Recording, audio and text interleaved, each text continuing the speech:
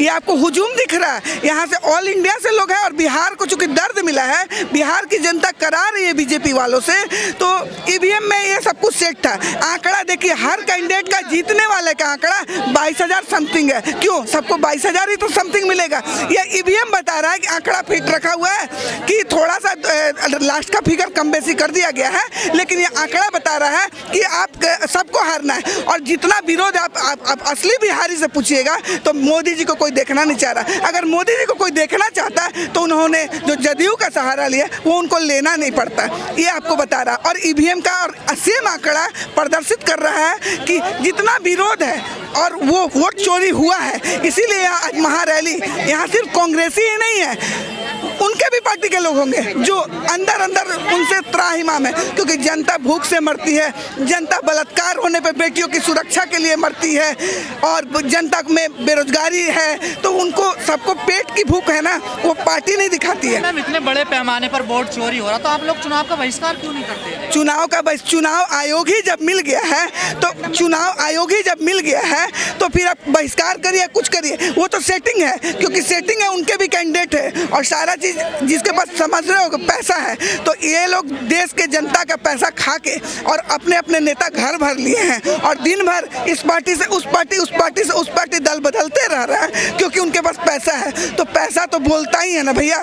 कांग्रेस ने आज़ादी दिलाई, विचारधारा से काम की और उनकी विचारधारा को हनन किए। कांग्रेस में हमारे आज भी आदरणीय राहुल जी, जिसको बउआ से, जिसको राजकुमार से सुशोभित किया जा रहा है, तो चाय बेचने वाला का हैसियत देखिए ना, वो प्लेन में 2 लाख 4 लाख का सूट पहनते हैं, तो चाय बेचने वाला सूट नहीं पहनेगा। वो अपने तनख्वाह से भी सोचेंगे कि हम कोई जनता का पेट भर दें, क्योंकि वो अगर असली में गरीबी झेले हैं तो उनको चाहे कितना भी बड़ा पद दीजिए, वो अपने तनख्वाह को भी बर्बाद नहीं करना चाहेंगे, क्योंकि जाता तो कुछ भी ऊपर नहीं है। और अगर आपको गरीबी का अनुभव है ना, तो आप जो वेस्ट कर रहे हैं पैसा, वो वेस्ट नहीं करते। ये जो हिंदू मुस्लिम का जो माहौल क्रिएट कर, ये भी एक कहीं ना कहीं समस्या। माहौल बनाना, काम जिसको नहीं करना है वो माहौल ही बनाएगा ना, क्योंकि जनता बेवकूफ़ नहीं, जनता पूछ रही है इतना पैसा कहाँ गया।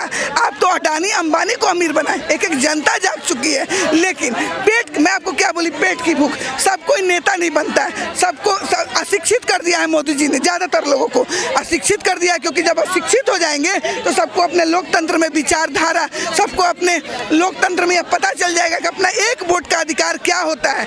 तो जब आप बेरोजगार कर दीजिएगा तो पेट की भूख रहेगी, बच्चे दूध के लिए रो रहे हैं, तो क्या वो मुद्दा के बारे में भटकेंगे? नहीं भटकेंगे। उन्हें जो उस समय क्षणिक पैसा देगा, भोजन देगा, क्षणिक, वह परमानेंट नहीं, तो वो तो उसके लिए तो भैया वो तो उनके कहावे में आ ही जाएंगे ना, क्योंकि हर आदमी को पहले अपने बच्चों का पेट भरना जरूरी है। सवाल हो रहा है कि आप राष्ट्रवादी भी नहीं है, वंदे मातरम बोलिए। देखिए, वंदे मातरम क्यों नहीं बोलेंगे?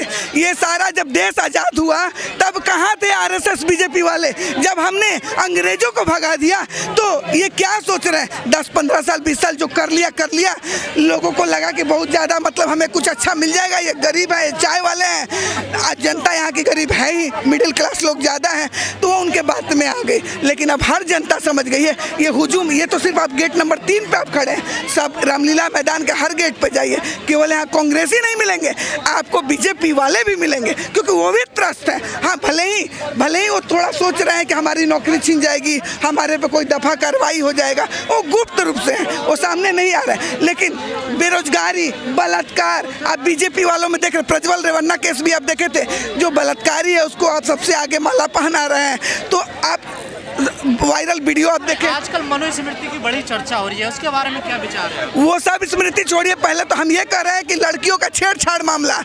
बेरोजगार और वोट चोरी, ये मुद्दा बिहार के तुरंत देखे, जो 1 महीना 20 दिन पहले आंकड़ा देखे ना कि हालत क्या बना रखा है। ईवीएम में सब कुछ सेट कर दिया है, नाम का चुनाव हुआ है। जब लोकतंत्र में चुनाव नाम का चीज़ कुछ रही नहीं गया, हमारा जनता को जगाना, और जनता जाग भी गया। लेकिन वही मैं आपको बोली कि भूख सबसे बड़ी चीज़ होती है, जनता भी मजबूर है, क्योंकि सब में इतनी शक्ति नहीं है गोली खाने की। गोली खाने वाले भी तो कांग्रेसी थे ना, हम जैसे ही थे ना, जब हमारे पूर्वज ने देश से आज़ादी दिलाई, गोरों से आज़ादी दिलाई, तो हम अभी वोट चोरों से भी RSS का आज़ाद। कोई योगदान नहीं है। आरएसएस नहीं, आरएसएस का कोई तब तो नामो निशान भी नहीं था।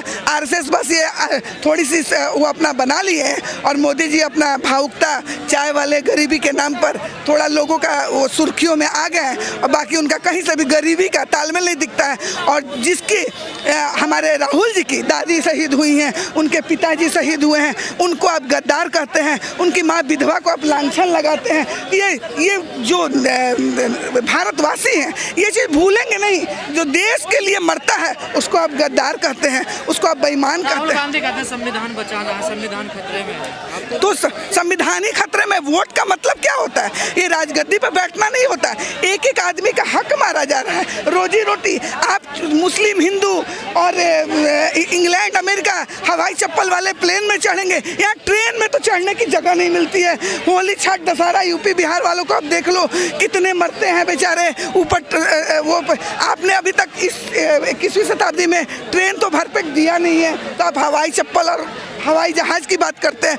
वो जनता उनको नकार चुकी है, इसलिए उन्होंने ईवीएम का सहारा लिया है, और ईवीएम के सहारे से और तानाशाही से ये चीज़ जीत रहे हैं। लेकिन तो आप नहीं मानती मोदी जी अवतार हैं?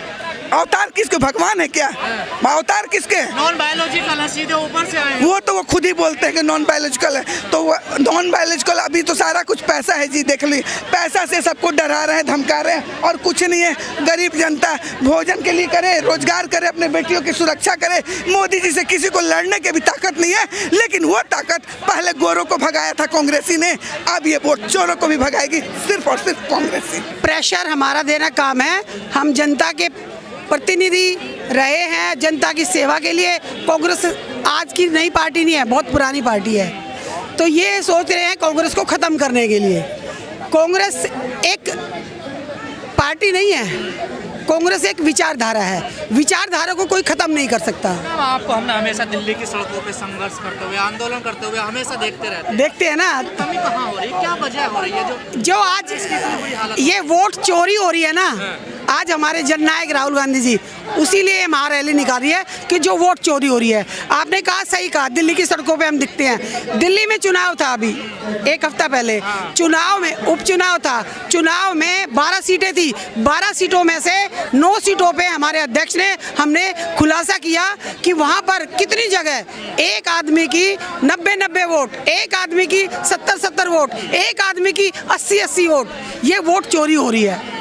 ये वोट चोरी नहीं तो क्या, उस चोरी से बचा रहे हैं। वोट चोरी का मुद्दा लेकर आप बिहार जी, में गए थे। जी। बिहार में आपने यात्रा भी निकाली जी। और जनता ने तो नकार दिया ना। जनता ने नहीं निकाला, मशीनों ने निकाला। वोट चोरी ने, जब आदमी वोट डालने जाएगा वहाँ पर उनकी वोट ही नहीं मिलेगी, वोट कटी हुई मिलेगी, तो कहाँ से जीतेंगे। हाँ, मैं बिहार महिला कांग्रेस की वर्किंग प्रेसिडेंट बोल रही हूँ, और आपने अभी हमारी दीदी से पूछा कि आपने बिहार में गया और जनता ने नकारा, तो मैं आपको ये बताना चाह रही हूँ कि जनता ने नकारा नहीं, जनता ने स्वीकारा।